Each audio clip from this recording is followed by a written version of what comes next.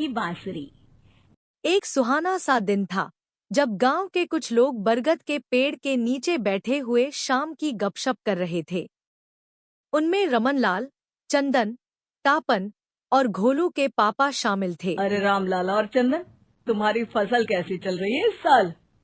अरे बंधु क्या बताएं, बारिश ने तो परेशान कर रखा है। सही बात, बारिश की कमी ने दिमाग खराब कर दिया है।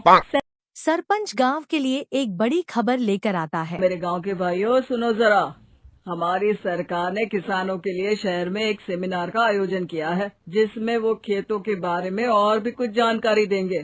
तो मुझे लगता है कि हमें वहां जाना चाहिए।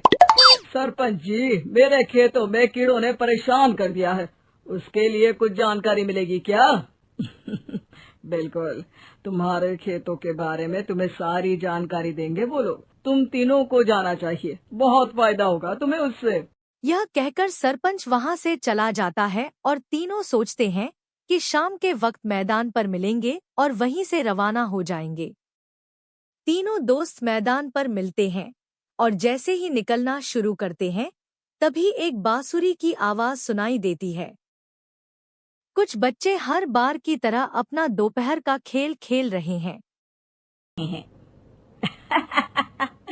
पकड़ लिया, पकड़ लिया, पकड़ के दिखा मुझे, इतना भी नहीं कर सकता। अच्छा, कितना भागेगा? आखिरकार तो मेरी पकड़ में आ ही जाएगा। हाँ, तुझे पता नहीं तपन, राजन कितनी तेज दौड़ लगा सकता है। खेलते खेलते एक बांसुरी की मीठी आवाज सुनाई देती है। बच्चे उसका पीछा करने लगते हैं। शाम हो गई है और बच्चों के घर न आने की वजह से उनकी माएं मैदान में पहुंच जाती हैं। राजन बेटे, अरे ओ राजन बेटे, किधर चले गए? इतनी देर हो गई, घर वापस क्यों नहीं आए बेटे? तपन बेटा, चलो घर, शाम हो गई है, कितना खेलोगे? और गोलू, ओ गोलू। तीनों की माँ एक दूसरे को देखने लगती हैं और उन्हें एहसास होता है कि उनके तीनों बेटे घर आए ही नहीं हैं। अरे राजन और गोलू की मम्मी, आप इधर? राजन और गोलू घर नहीं आए क्या अभी तक? नहीं तो दोपहर में राजन मुझे बताकर गया था कि वो तपन और गोलू के साथ खेलने जा रहा है। मैंने सुना है कि गांव में एक चुड़ैल घूम रही है, कहीं वही तो नहीं ले गई ना हमारे बच्चों को? ऐसा कुछ नहीं हुआ होगा, हम तीनों अलग अलग जगह ढूंढते हैं, इधर ही खेल रहे होंगे तीनों बच्चे। यह कहकर तीनों बच्चों की माएं उन्हें ढूंढने निकल गई। बहुत देर हो गई, फिर भी तीनों बच्चे मिले नहीं। तीनों की माएं मैदान पर फिर मिलती हैं। सुनिए जी, ये तीनों मिल ही नहीं रहे हैं और मेरे दिमाग में बहुत बुरे बुरे ख्याल आ रहे हैं।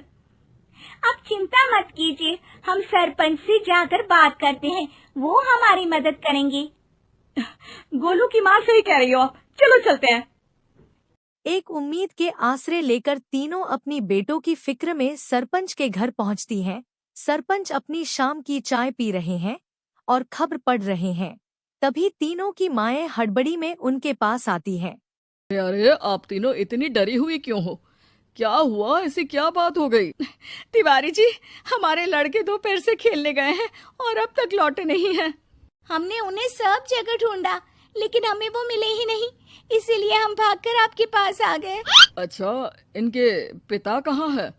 ये कुछ काम के लिए शहर गए हैं, इसीलिए हम भागकर आपके पास आए हैं। हाँ, मैं उसके बारे में भूल ही गया था। एक काम कीजिए, मुझे उस जगह लेकर चलिए जिधर वो आखिरी बार खेल रहे थे। सरपंच घर से एक डंडा लेकर तीनों के साथ मैदान की ओर निकल पड़ते हैं।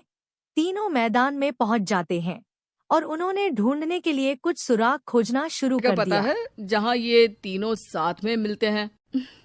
नहीं जी, ऐसी तो कोई जगह नहीं पता।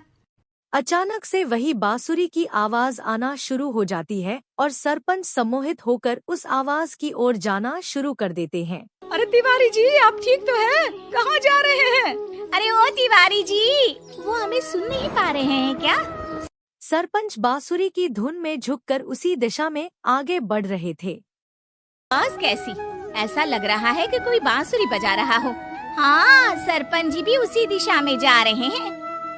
सरपंच का पीछा करते हुए तीनों मैदान के टूटे हुए बंगले में पहुंच गए और सरपंच के पीछे दरवाजे के अंदर घुस गए। तीनों बंगले के अंदर झांकते हैं तो देखते हैं कि वह बहुत अच्छे से संभाला गया है। एक हंसी की आवाज आती है।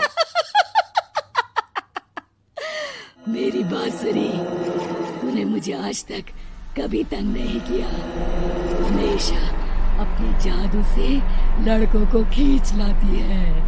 यह बोलते ही राज की माँ, तीनों बच्चे और उनके पिता वहां लेटे हुए चुड़ैल के पास दिखते हैं।